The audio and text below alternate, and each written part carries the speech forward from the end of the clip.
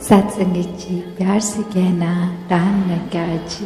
ये एक आइडेंटिटी, ये सत्य जो हमेशा से सच था और सच रहेगा, आज भी सच है, जो समय के साथ बदलता नहीं, जो परिस्थितियों के साथ बढ़ता घटता नहीं, इसकी कोई शुरुआत नहीं, इसका कोई अंत नहीं।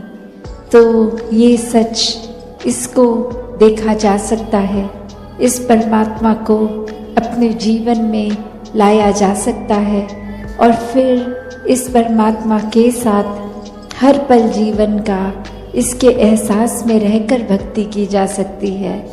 तो ये एक भाव मन के भक्तों के हमेशा से जो रहे कि कोई भी इस संसार में इंसान है तो ये आत्मा उस इंसान की पीड़ित है और इस आत्मा को एक आनंद सुकून मिलना है तो परमात्मा के साथ मिलकर ही ये आत्मा निराकार की अंश जब अपने परम स्रोत में जाएगी तो ही एक तत्व एक इस्टेब्लिश होगा और ये एक मिक वाली अवस्था, ये एक हो जाने वाली अवस्था। और कैसे फिर हर समय भक्तों ने यही अपने आप को महसूस किया कि परमात्मा और उनकी रूह एक हो गई है और वो ही आनंदमय भक्ति भरा जीवन जीते हैं। फिर ये शारीरिक रूप तक ही या फिर कोई शरीर की पीड़ा, कोई धन दौलत, इससे भक्तों ने कभी भी अपने आप को एक जोड़ा नहीं। महलों में रहने वाले भी भक्त भक्त हैं, झोपड़ी में रहने वाले भी भक्त भक्त हैं। कभी भी एक अवस्था सिर्फ भक्ति की धन दौलत से तुलना नहीं की जा सकती उसकी, क्योंकि एक मन की अवस्था है, ये तो परमात्मा पे विश्वास, परमात्मा के एहसास से जुड़ी हुई अवस्था है। इसकी आर्थिक स्थिति से कोई इसका लेना देना नहीं है। तो ये धन दौलत, ये घर परिवार, ये रिश्तेदार, ये तो जीवन में जो जुड़े हैं हमारे साथ, तो इस शरीर की जब तक ये सांसों की यात्रा है तब तक ही ये सब है। और ये जो असली नाता जिससे जुड़ा है इस आत्मा का, ये परमात्मा के साथ, ये एक इटर्नल रिश्ता है, ये हमेशा के लिए रहने वाला रिश्ता है। ऐसे ही अगर हम एक कोई धर्म ग्रंथ खोल के देखें तो बात यही समझाई जाती है कि 84 लाख योनियों के बाद मनुष्य जन्म मिला है और ये आत्मा हर बार शरीर बदल बदल के अपने ही शरीर में इतनी कंफ्यूज होकर उसी को सच मान लेती है और इंसानी जन्म में भी फिर ये मायावी रूप जो भी आंख देखती है उसको सच मानकर एक अपने जीवन को फिर इन कार्यों की ओर ही इतना ज़्यादा व्यस्त कर लेते हैं कि परमात्मा के लिए फिर मन को समय नहीं मिलता। और अगर हम वाकई ही हर दुनियावी चीज़ से जुड़ते जाएंगे तो फिर ये उतार चढ़ाव बना रहेगा, ये मन में सुकूनदायक नहीं होगी, क्योंकि कोई चीज़ किसी समय के लिए तो सुख देती है, फिर वही चीज़ एक दुख का कारण बन जाती है। तो कैसे हर समय का अगर सुख चाहिए तो फिर ये परिस्थिति से जुड़े ना जुड़े, पर ये परमात्मा की ओर जिन्होंने अपना मुख रखा, विश्वास रखा, वो हर परिस्थिति से बहुत ही सहजता से सुकून में निकल जाते हैं। जैसे ये जगह का नाम भी शांतिपुर है, तो शांति कैसी शांति? ऐसी शांति जो पल भर में है, पल में नहीं है, या हमेशा के लिए चैन सुकून वाली शांति। तो संतों ने एक बहुत ही सरल रास्ता बताया है हमेशा के लिए शांति प्राप्त करने का, और वो यही है कि परमात्मा से जुड़ो, परमात्मा के एहसास में अपनी सोच को रखो, ये दिल में परमात्मा को इस तरह बसा लो कि हर समय ही कोई काम करते हुए ये परमात्मा की याद मन में बसी रहे, इसी के एहसास में हर काम करते रहे। तो कैसे फिर हमेशा रहने वाली शांति से जब जुड़ेंगे, स्थिर के साथ जुड़ेंगे, तो मन भी स्थिर हो जाएगा, मन भी विशाल हो जाएगा। और ये शांति फिर वही अवस्था, जैसे अक्सर आप सभी ने गौतम बुद्ध जी की वो कहानी बहुत बार सुनी कि कोई व्यक्ति आता था और उनके ऊपर थूक के चले जाता था, और उनके मन की शांति, ये उनके मन में टॉलरेंस इतनी कि वो अपनी अंदर से अवस्था को बिगड़ने नहीं देते थे। वो चाहे कितनी बार आके ऐसा कर जाता और उसी तरह इस परमात्मा के एहसास में मगन रहते थे। फिर वो एक शरीर का भी कोई कष्ट नहीं, उनके एक परेशानी भी उसमें नहीं झलकती थी, ना वो कोई कठोर वचन उस व्यक्ति को बोलते थे। और कैसे फिर एक दिन अपनी गलती का एहसास करके वो व्यक्ति जब उनसे माफ़ी मांगने आता है तो भी उनके स्वभाव में कोई फर्क नहीं, जैसे जब वो थूकता था उन पे तो उसके साथ पेश आते थे, माफ़ी मांगने पर भी उसी तरह आए। तो संत तो ऐसे एक किसी भी अवस्था से जुड़ते नहीं हैं, एक दुख सुख से ऊपर आनंद की अवस्था में रहते हैं। फिर कोई अच्छी बात बोल रहा है, उन्हें बुरा बोल रहा है, कोई अच्छा एक व्यवहार रख रहा है उनके प्रति या नहीं रख रहा, वो उन चीज़ों से नहीं जुड़ते। ये एक आनंद की शांति की अवस्था ये अचीव कर लेते हैं संत, और यही अवस्था हम सबके भी हिस्से आई है, क्योंकि ये जन्म इंसानी रूप में हम सभी को मिला है। और ऐसा करने के लिए ये अपॉर्चुनिटी है, ये हमें समय इस परमात्मा ने दिया है कि इंसान के शरीर में आए हैं तो वाकई ही इंसान बने। और जब पूरी तरह से इंसान बनने का मतलब यही कि परमात्मा की अंश हैं हम, परमात्मा का ही रूप है, तो पूरी तरह एक परमात्मा बन के जिए। तो कैसे हर किसी में वो पोटेंशियल है, every soul is potentially divine, कि वो एक अपना दैवीय रूप हर किसी का जो है उसको इंसानी जन्म में जिया जा सकता है और पूर्णता से खुद को इस परमात्मा के साथ जोड़ा जा सकता है। तो अगर ये इंसानी जन्म हम व्यर्थ कर देंगे, हर समय यही सोचेंगे कि अभी बाल अवस्था है, पढ़ने लिखने खेलने की उम्र है, या फिर नौजवानी में कोई और जिम्मेवारी काम है, या फिर बुढ़ापे में करेंगे भक्ति, तो बात वही कि किसी को नहीं पता कि हमने कब इस संसार से रुखसत हो जाना है। तो बात वही कि एक समय की इंतज़ार ना करें, भक्ति अभी से आज से शुरू करी जा सकती है। इस परमात्मा से जितना गहरा नाता बनाएंगे, हमारे सारे सांसारिक कार्य, सब जिम्मेवारियाँ वो भी बहुत ही सहजता से स्वाभाविक रूप से निभ जाएंगी, एक उसको अच्छे से निभा लेंगे। और प्राथमिकता फिर भी परमात्मा अगर है तो, वरना तो ये जिम्मेवारियां निभाते निभाते वो जिम्मेवारियों को हम बोझ भी समझ लेते हैं, ये भूल जाते हैं कि ये जिम्मेवारियां, ये परिवार, ये भी तो परमात्मा का ही आशीर्वाद है। जब हम उस इक्वेशन से परमात्मा को निकाल लेंगे तो सब बोझ लगता है। कभी कभी तो मानसिक तनाव भी ऐसा आ जाता है कि हम खुद को ही बोझ अपने ऊपर समझ लेते हैं।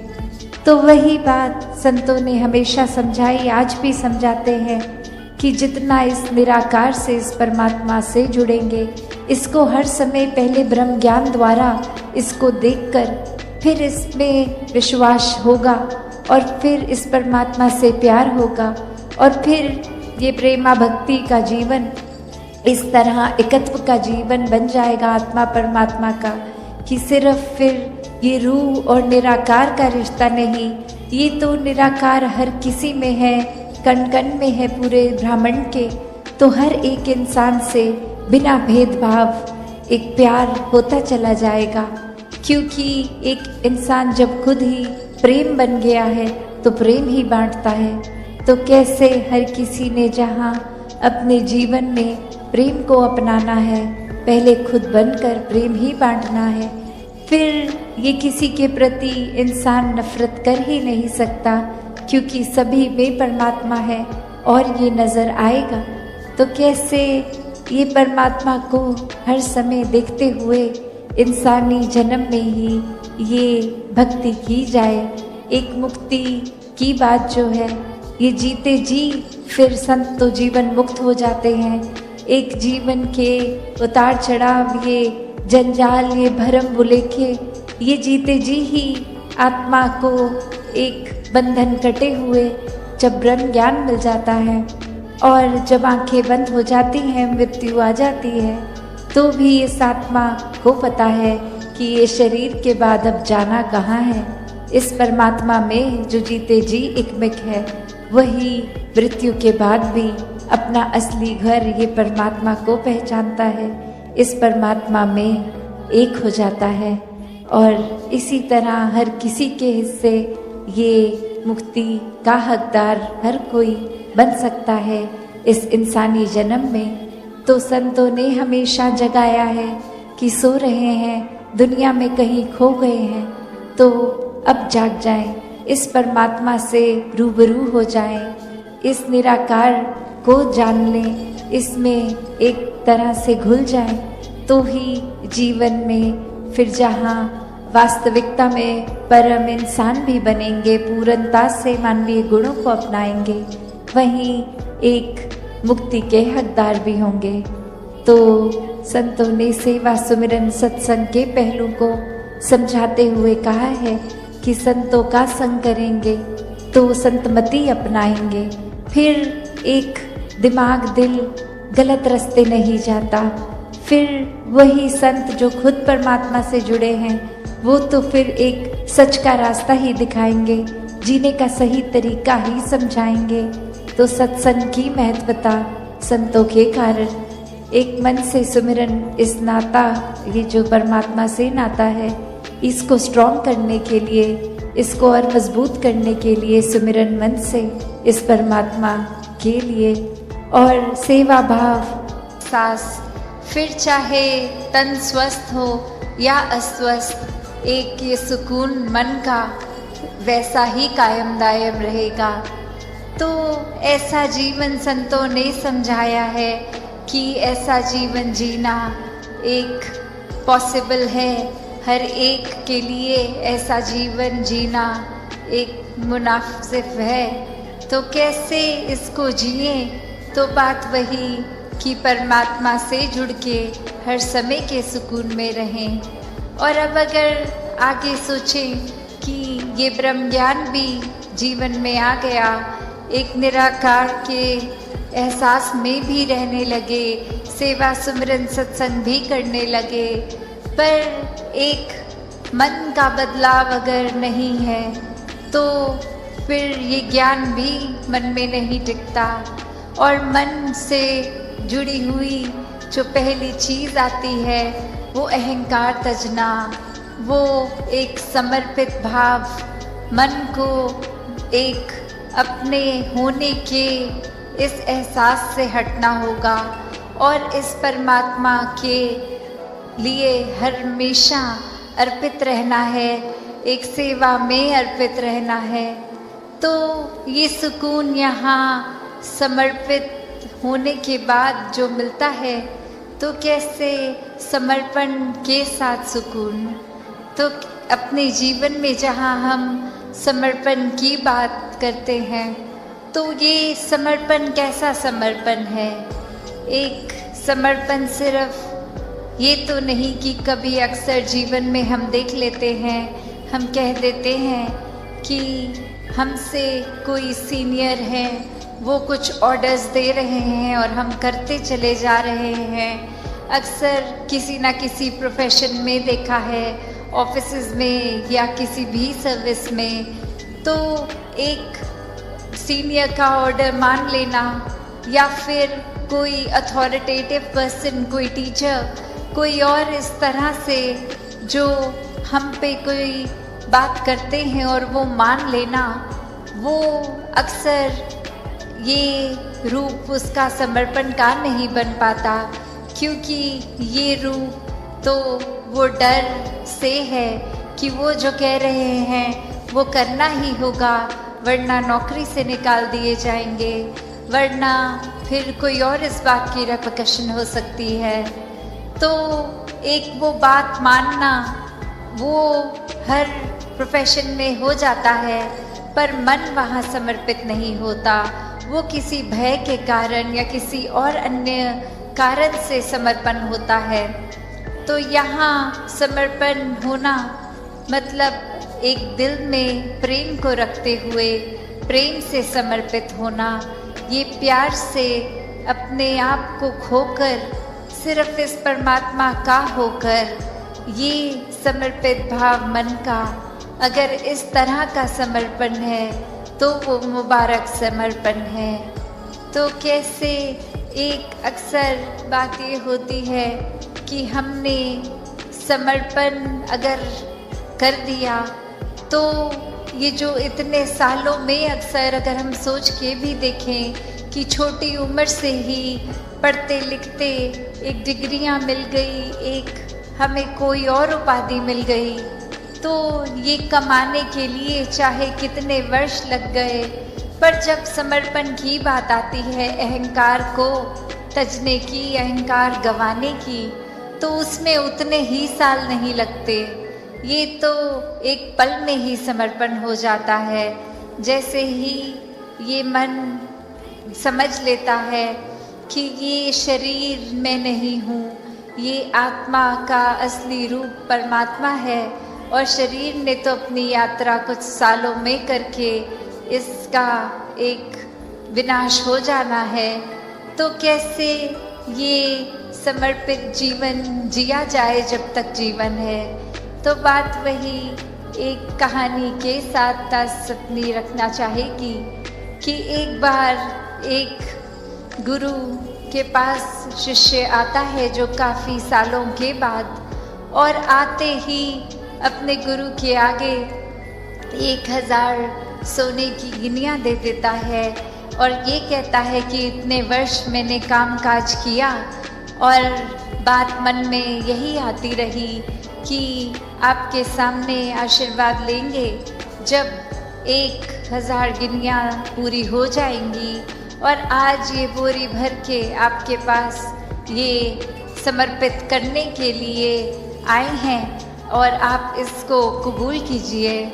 वही वो गुरु वो लेकर सामान अपने शिष्य से कहता है कि ठीक है, तुमने ये दी, मैंने स्वीकार करी, और अब ये जो सामने नदी बह रही है, सारी की सारी ये गिनियाँ उस पानी में बहा दो।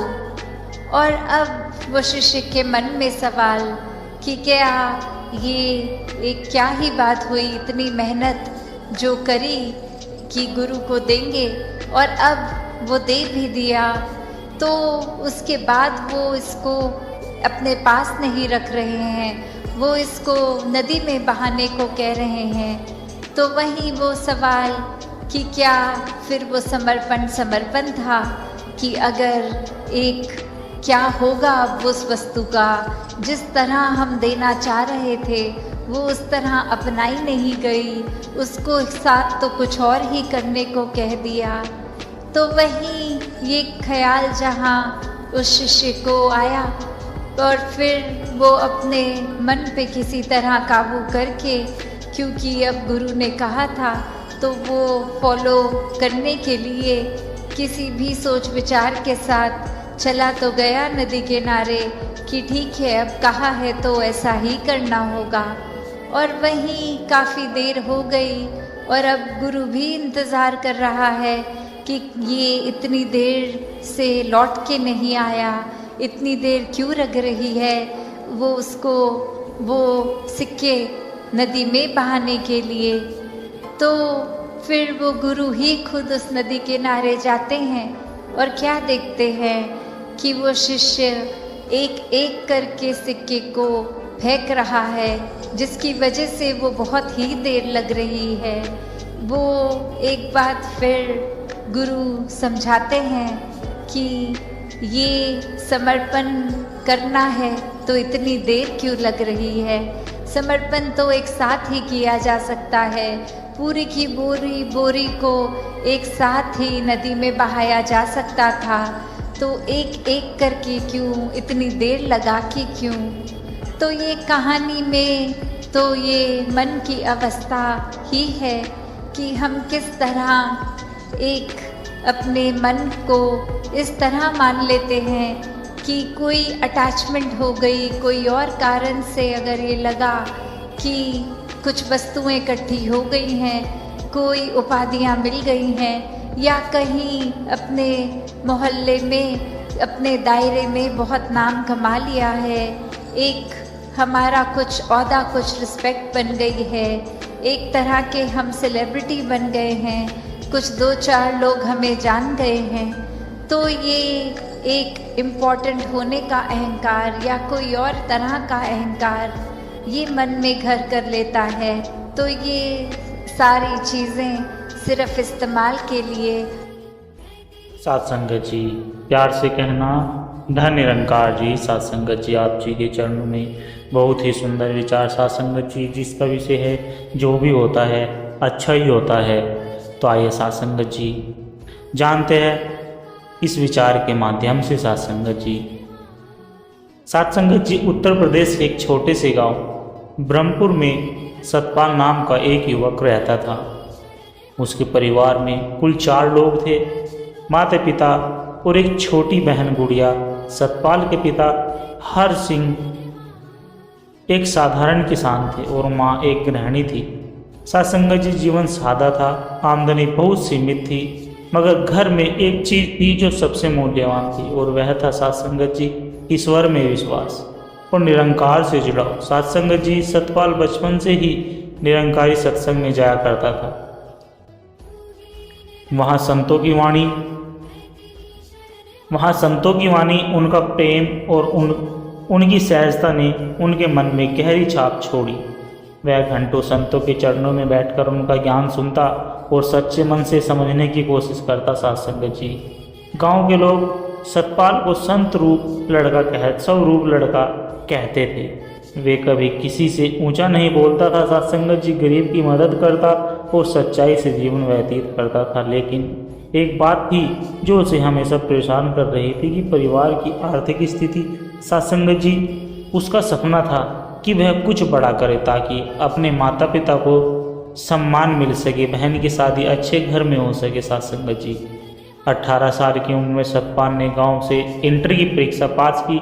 कॉलेज जाने का सपना तो था, पर उसके पास पैसे नहीं थे। सत्संगत जी, ऐसे में उसने सोचा कि पहले कुछ काम किया जाए, फिर आगे पढ़ाई होगी। सत्संगत जी, एक दिन गांव में एक आदमी आया, उसका नाम रमेश था। सत्संगत जी, उसने बताया कि लुधियाना में उसकी एक फैक्ट्री है और वहाँ युवाओं को काम पर रखा जा रहा है। सत्संगत जी, सतपाल के पिता ने पूछा कितनी तनख्वाह मिलेगी। सत्संगत जी, रमेश ने जवाब दिया 7,000 से शुरू है, रहने और खाने की सुविधा भी है। घर की हालात को देखते हुए सतपाल ने तय कर लिया कि वह यह मौका नहीं गंवाएगा। सत्संगत जी, माँ ने जाते समय आंखों में आंसू लिए कहा, बेटा बस तुम सच के रास्ते पर रहना और कभी भी निरंकार को मत भूलना। सत्संगत जी, सतपाल ने झोला उठाया, सिर झुकाकर माता पिता के चरण छुए और ट्रेन पकड़ लिए। सत्संगत जी, लुधियाना पहुंचकर सतपाल को जैसे झटका लगा। वह फैक्ट्री नाम की कोई चीज ही नहीं थी। रमेश एक दलाल था जो गांव के भोले भाले लड़कों को शहर लाकर सस्ते मजदूर के तौर पर होटल या ईंट भट्टे पर काम करवाने लगता था। सत्संगत जी, सतपाल को एक होटल में बर्तन धोने का काम दिया गया। वहाँ पर 12 से 14 घंटे काम करवाया जाता था और खाने की 2 रोटी दी जाती थी। सत्संगत जी, जब सतपाल ने इसका विरोध किया तो मालिक ने कहा, भाग यहाँ से, कौन जानता है तुझे। सत्संगत जी, सतपाल को पैसे भी नहीं दिए और उसे होटल से निकाल दिया गया। अब सतपाल अकेला, भूखा और अजनबी शहर में सत्संगत जी भटक रहा था। एक बार की बेंच पर बैठकर वह फूट कर रोने लगा। आसमान की ओर देखकर कहा, हे निरंकार, क्या यही था अच्छा जो हो रहा है। साथ संगत जी उसी समय वहाँ से एक बुजुर्ग संत जा रहे थे। साथ संगत जी उनके चेहरे पर अद्भुत शांति थी। उनका नाम संत गगन सिंह था। उन्होंने सतपाल को रोते हुए देखा और उसके पास आकर बोले, बेटा क्यों रो रहे हो? सतपाल ने साथ संगत जी उन संत को अपनी सारी बात बताई। संत ने मुस्कुराते हुए कहा, बोलो बेटा, जो होता है अच्छे के लिए होता है। तू आज टूट रहा है मगर यही कल तुझे खड़ा करेगा। साथ संगत जी सतपाल ने सिर झुकाकर पूछा, लेकिन दादा मैं क्या करूं? संत जी बोले, आओ मेरे साथ, तेरी सेवा से तेरा भविष्य निखारेगा। साथ संगत जी संत गगन सिंह जी सतपाल को अपने साथ एक छोटे से सेवा केंद्र में ले गए। वहाँ संगत तो सप्ताह में एक बार होती थी, लेकिन सेवा रोज रोज होती थी। साथ संगत जी भोजन वितरण, बुजुर्गों की सहायता, कपड़ों का संग्रह और झुग्गी बस्तियों में शिक्षा सेवा। साथ संत जी ने सतपाल से कहा कि बेटा तन से सेवा कर, मन से सुमिरन कर और सत्संग कर, यही सत्य का मार्ग है। साथ संगत जी सतपाल ने सबसे पहले सेवा केंद्र की सफाई से शुरुआत की। वह सुबह जल्दी उठता, झाड़ू लगाता, बर्तनों की सफाई करता और चाय बनाने में मदद करता। उसे कोई तनख्वाह नहीं मिलती, लेकिन उसे एक चीज़ जरूर मिलती थी और वह थी आत्मिक शांति। साथ संगत जी एक दिन संत गगन सिंह ने उसे झुग्गी बस्ती चलने को कहा। वहाँ बच्चों को शिक्षा दी जाती थी। साथ संगत जी सतपाल को छोटे बच्चों को अक्षर पहचानने का काम सौंप दिया गया। वह जब बच्चों को पढ़ाता था और उनके चेहरे पर मुस्कान देखता था तो उसे एक अनोखा सुकून मिलता था। साथ संगत जी उसने मन में सोचा कि पहले मैं सिर्फ पैसे कमाना चाहता था, अब मुझे लोगों की दुआएं मिल रही है। 3 महीने बीत गए। साथ संगत जी और सतपाल की मेहनत को सबने देखा। वह हर सेवा में आगे रहता, दूसरों को प्रेरित करता और निरंकार का स्मरण हमेशा करता रहता था। एक दिन सत्संग के बाद संत गगन सिंह जी ने सबके सामने कहा कि यह बालक सतपाल एक मिसाल है। इसको जीवन में धोखा मिला, वह टूटने के बजाय सेवा में जुड़ गया। अब यह सेवा केंद्र का सेवा प्रमुख होगा। साथ संगत जी सबने ताली बजाकर उसका स्वागत किया। सतपाल की आंखें भर आई। यह वही लड़का था जो एक होटल से निकल गया था और अब संतों के बीच सम्मानित हो रहा था। साथ संगत जी अब सतपाल के जीवन में एक नई सुबह आ चुकी थी। वह सेवा केंद्र का संयोजक बन गया था। सत्संग में विचार और भजन भी देता था। झुग्गी बस्तियों में बच्चों के लिए कपड़े, किताबें और भोजन की व्यवस्था करवाता था। साथ संगत जी हमेशा वह सुमरन करता और युवाओं को प्रेरित करता था। उसने अपने शब्दों में कहा कि जो मुझे लगा था कि बुरा हुआ है, वही सबसे बड़ा वरदान निकला। अगर मुझे वह नौकरी मिल जाती तो शायद मैं निरंकार से कभी नहीं जुड़ पाता। आज जो हूँ वह केवल सेवा और संतों की कृपा से हूँ। साथ संगत जी सतपाल अब सेवा केंद्र में एक सम्मानित सेवक बन चुका था। उसके जीवन में शांति थी, आत्मबल था, लेकिन मन के किसी कोने में एक चिंता हमेशा बनी रहती थी कि परिवार की स्थिति। साथ संगत जी एक दिन सेवा केंद्र पर एक चिट्ठी आई गांव से, जो माँ ने भेजी थी, जिसमें लिखा था कि बेटा सतपाल, तुझे गए अब 4 महीने हो गए, अब सब तुझे याद करते हैं। खेत की हालत बहुत खराब है।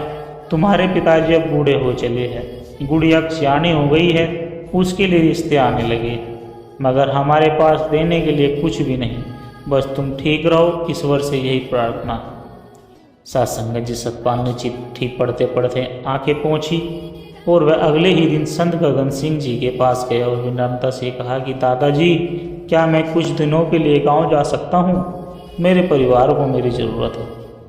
साथ संगत जी संत ने मुस्कुराते हुए सिर हिलाया। सेवा वही जो सबसे सच्ची होती है। जब तुम्हारे अपने दुख में हो, जा बेटा और वहाँ भी सेवा कर। साथ संगत जी जब सतपाल गाँव पहुँचे तो देखकर सब चकित हो गए। उसकी चाल में आत्मविश्वास था, चेहरे पर तेज, आंखों में अपनापन था। माँ ने उसे गले लगाया। बहन गुड़िया देखकर खिल उठी। पिता ने नम आंखें नम करते हुए बोले, तू वही सतपाल नहीं रहा बेटा, अब तो तू संत लगने लगा है। सतपाल ने सबसे पहले खेत की दशा देखी। मिट्टी बंजर हो रही थी, सिंचाई की व्यवस्था खराब थी। सतपाल ने गांव के कुछ पुराने किसानों को संगठित किया। साथ संगत जी उनसे सलाह ली और 2 दिन ब्लॉक ऑफिस गया। वहां जाकर सरकारी योजना के तहत ट्यूबवेल और खाद का अनुदान पास करवाया। साथ संगत जी 1 महीने में खेत फिर से लहराने लगे। गुड़िया के लिए एक अच्छा रिश्ता आया। लड़का एक अध्यापक था और परिवार भी सादा, धार्मिक और ईमानदार, लेकिन शादी के लिए 500 रुपये की जरूरत थी। सत्संग जी उसके पिताजी बहुत चिंतित थे। माँ रात भर रोती रही। सतपाल ने कुछ नहीं कहा। वापस लुधियाना सेवा केंद्र गया। संतों से विनम्रता से हाथ जोड़कर अपनी स्थिति बताई। साथ संगत जी सभी संतों ने सतपाल की सेवा की। कोई पैसे दिए, कोई कपड़े, किसी ने सोने की चैन दी। साथ संगत जी 2-3 दिन में उसके पास 7,000 रुपये इकट्ठा हो गए। उसकी बहन की शादी बहुत सादगी से मगर आत्मसम्मान के साथ हुई। सारा गांव कहने लगा। लोग अब शराब छोड़कर सत्संग में जाने लगे।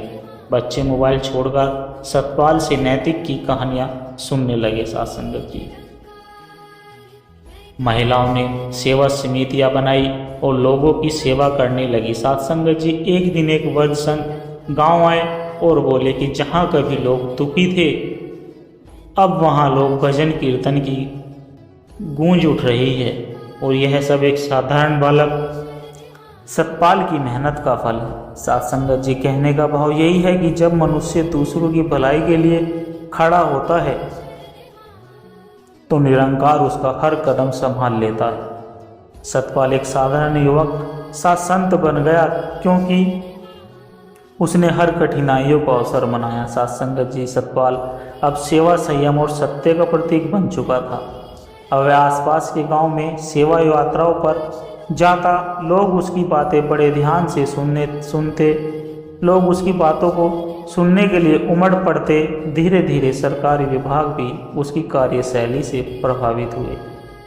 सत्संगत जी एक दिन उसे ब्लॉक से एक पत्र मिला। इसमें लिखा था कि आपको पंचायत सलाहकार समिति में विशेष सदस्य के रूप में चुना गया है। सतपाल को लगा यह एक निरंकार की मर्जी है ताकि वह गांव वालों की भलाई और भी गहराई से जुड़ सके। लेकिन यह उसका सम्मान जीवन की सबसे कठिन परीक्षा से होने वाला था। कुछ महीनों के बाद एक अधिग्रह योजना आई। सरकार गांव की जमीन पर सरकारी अस्पताल बनाना चाहती थी, लेकिन कुछ अधिकारी और पंचायत के 1-2 सदस्य जमीन की कीमत बढ़ा चढ़ाकर सरकारी फंड से पैसे निकालना चाहते थे। साथ संगत जी सतपाल को बुलाया। गांव देखो। सतपाल को बुलाया गया। कहा देखो सतपाल तो सब करते हैं। 15 लाख का फंड है, 3 लाख तुम ले लो और 3 लाख हम, बाकी तो कागजी बात है। सतपाल जैसे बर्फ की तरह प्रसन्न हो गया। उसने कहा यह तो सेवा नहीं शोषण है, मैं इस गंदगी में शामिल नहीं हो सकता। लेकिन अधिकारियों ने उसे धमकी दी कि अगर नहीं माने तो तुम्हारा प्रचार रोक दिया जाएगा और तुम्हारे NGO की मान्यता रद्द की जाएगी। साथ संगत जी उस रात सतपाल को नींद नहीं आई। आंखें बंद करके वह संत गगन सिंह जी की बातों को याद करने लगे। अगले दिन वह खुद चलकर संत के पास गया। वो सारी बातें संत ने शांत होकर मुस्कुराते हुए बोले, बेटा जब चौराहा हो जीवन का तो मंजिल वही चुननी चाहिए जो सबके लिए कल्याणकारी हो। सच्चाई का रास्ता कांटों से भरा जरूर है, पर उसकी मंजिल में फूल ही फूल है। जो होता है अच्छे के लिए होता है। यह तुम्हें आज फिर से जी कर दिखाना है। साथ संगत जी सतपाल ने अगली पंचायत बैठक में सबके सामने खड़ा होकर प्यार से कहा कि मैं इस योजना का समर्थन तभी करूंगा जब हर पैसा पारदर्शी तरीके से लगेगा। यह जमीन किसी के जेब भरने के लिए नहीं, गांव की सेवा के लिए दी गई है। कुछ लोगों ने तालियां बजाई तो कुछ ने आंखें तड़ेरी।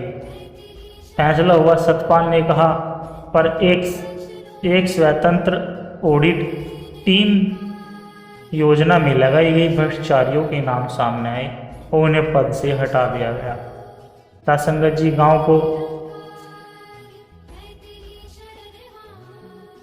गांव को मिला एक सच्चा सतपाल, अस्पताल और सतपाल को मिला हर दिन से सम्मान।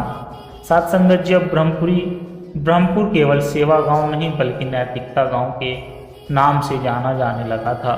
सतपाल अब हर पंचायत में योजना में प्रेरणा का नाम बन चुका था।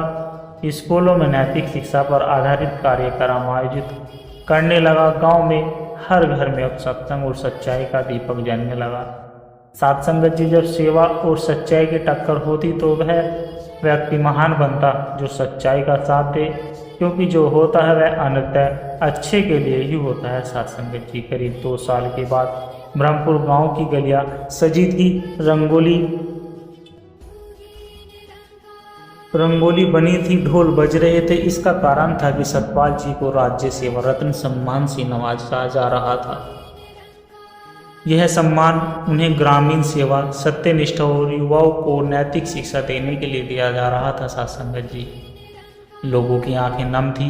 किसी ने सोचा भी नहीं था कि जो लड़का कभी होटल में बर्तन धोता था वह पूरे जिले का आदर्श बन जाएगा। मंच पर बुलाए जाने से पहले सतपाल जी मंच के पीछे एक कोने में खड़े होकर निरंकार का स्मरण कर रहे थे। उनके मन में संत गगन सिंह जी का चेहरा आ रहा था और अपनी माँ की बातें याद आ रही थी। बेटा, बस सच के रास्ते पर रहना और कभी निरंकार को मत भूलना। साथ संगत जी, सतपाल जी ने सम्मान लेते हुए जो शब्द गांव वालों को बोले वे गांव वालों के दिल में उतर गए। साथ संगत जी, वह बोल रहे थे कि मुझे नहीं पता कि होटल से निकाले जाना मेरे जीवन का सबसे बड़ा वरदान साबित होगा। जो होता है सच में सब अच्छे के लिए होता है। अगर हम उस समय टूटने की जगह निरंकार पर भरोसा कर ले तो साथ संगत जी, कुछ महीनों के बाद संत गगन सिंह जी का शरीर त्यागने का समय आ गया। सतपाल उनके चरणों में जाकर बैठ गया। संत जी ने आंखें बंद की, फिर मुस्कुराकर बोले, बेटा याद रख, दुख आते हैं तो कुछ सिखाने के लिए और सुख आते हैं तो तुझे सेवा का मौका देने के लिए। जीवन में कभी शिकायत मत करना, निरंकार जो करता है बिल्कुल सोच समझ कर करता है। सत्संग जी, उनकी आंखें धीरे धीरे बंद हो गई और वातावरण में एक पवित्र सी शांति छा गई। सत्संग जी, गांव में युवाओं के लिए सतपाल अब जीवित प्रेरणा बन चुका था। हर शनिवार को वह एक साप्ताहिक नैतिक सत्संग रखता जिसमें बच्चों को सत्य सेवा और सिमरन के बारे में सिखाया जाता था। उसके जीवन की कहानी अब एक पुस्तक बन चुकी थी सत्संग जी, जो होता है अच्छे के लिए होता है, जिसे कई स्कूलों और कॉलेजों में नैतिक शिक्षा के पाठ्यक्रम में रखा गया। सत्संग जी, एक बार एक विद्यार्थी ने पूछा कि सतपाल भैया, जब आपके साथ इतना अन्याय हुआ था तब आपको डर नहीं लगा? सतपाल ने मुस्कुराते हुए बोला कि डर तो बहुत लगा था, लेकिन विश्वास और सुमिरन ने मुझे सहारा दिया। जब भी अंधेरा हुआ मुझे निरंकार ने कोई न कोई संत भेजकर रास्ता दिखाया। यही जीवन का सबसे बड़ा सत्य है। हर अनुभव, चाहे वह अच्छा लगे या बुरा, एक उद्देश्य लेकर आता जरूर है। सत्संग जी, जो होता है सच में अच्छे के लिए ही होता है। यह कोई किताब में लिखी हुई पंक्ति नहीं, बल्कि जीवन का प्रमाणित सत्य है। अगर हम इसे समर्पण, विश्वास और सच्चाई के साथ स्वीकार करें तो अगर सतपाल को शहर में धोखा न मिला होता, अगर उसे भूखा प्यासा न रहना पड़ता, अगर संत गगन सिंह जी न मिलते, अगर उसने सेवा को अपना जीवन न बनाया होता तो सतपाल सत्यपाल नहीं बनता। एक ऐसा व्यक्तित्व जो दूसरों के जीवन में रोशनी बन गया।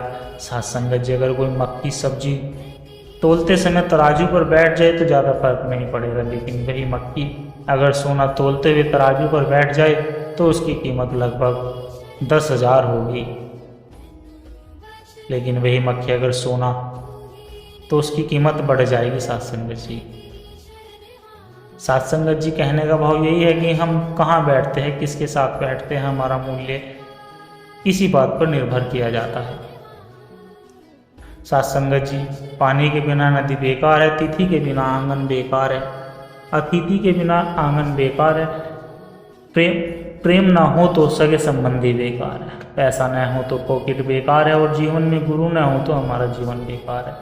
हे सद्गुरु, जैसे सुबह सवेरे सूरज ने आकर काली घनी रात के अंधेरे को दूर कर दिया, ठीक इसी तरह तुमने भी हम सबके जीवन में फैले अज्ञान के रूपी अंधेरे को खत्म कर दिया। तुम भी उस सूरज जैसे ही हो, लेकिन फिर भी तुम में और सूरज में इतना फर्क है कि हर शाम सूरज हर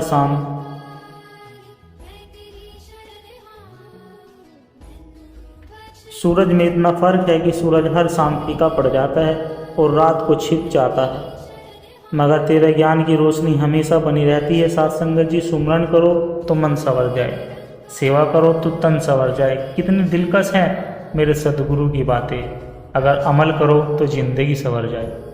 साथ संगत जी, सद्गुरु माता जी विचारों में कहती है कि हम सबका फर्ज है कि हम ज्ञान की रोशनी को लेकर एक जलते हुए चिराग की तरह इस विरासत को आगे से आगे बढ़ा पाए। मिशन का यह संदेश हमें और दूर तक पहुंचाना है। हमें ज्ञान को अपने कर्मों में ढालना है साथ संगत जी, नहीं तो जिस ज्ञान के होने का हम दावा करते हुए चिराग तले अंधेरे वाली बात हो जाएगी। अगर हमें लगे कि हमारा अपना ज्ञान का चिराग बुझ रहा है, तो आसपास बैठे जलते हुए चिरागों की रोशनी से हमें अपने आप को फिर से प्रकाशित कर लेना है। साथ संगत जी, एक लोटा जल और मन में हजारों छल तो कैसा होगा। हर समय समस्या का हल तो बोओगे वही तो पाओगे, फल भले ही रोज कितना भी चढ़ाओ। जल साथ संगत जी, लोगों के लिए हम तब तक अच्छे होते हैं जब तक हम उनकी उम्मीदों को पूरा करते हैं, और सब लोग तब तक अच्छे रहते हैं जब तक हम उनसे कोई उम्मीद नहीं रखते। साथ संगत जी, जीवन में जो कुछ भी हुआ उनके लिए कभी न पछतावा करिए, इसे बदला नहीं जा सकता, न ही बुलाया जा सकता।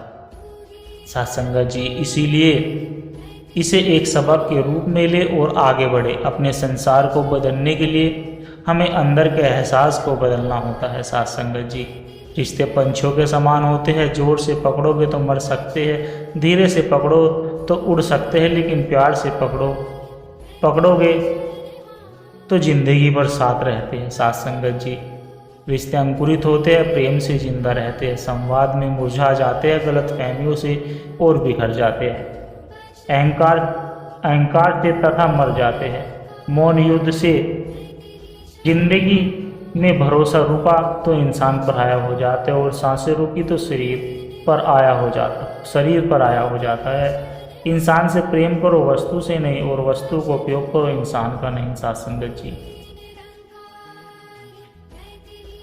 एसटीडी कॉल करने से पहले शून्य लगाना जरूरी होता है, उसी तरह से गुरु के पास मन को जोड़ने से पहले मन का शून्य होना जरूरी होता है। मन खाली होगा तभी कुछ भर पाएगी। साथ संगत जी, सत्संगत जी, दास के द्वारा कहे गए विचार यदि आप जी को अच्छे लगे हो तो वीडियो को लाइक करें, शेयर करें, कमेंट बॉक्स में सत्संगत जी अपने विचार साझा जरूर करें, और दास के चैनल को भी सत्संगत जी सब्सक्राइब कर ले, और दास को आशीर्वाद देके हर रोज आप जी के चरणों में ऐसे ही सुंदर सुंदर विचार लेकर आता रहूं। सत्संगत जी, प्यार से कहना, धन्य निरंकार जी।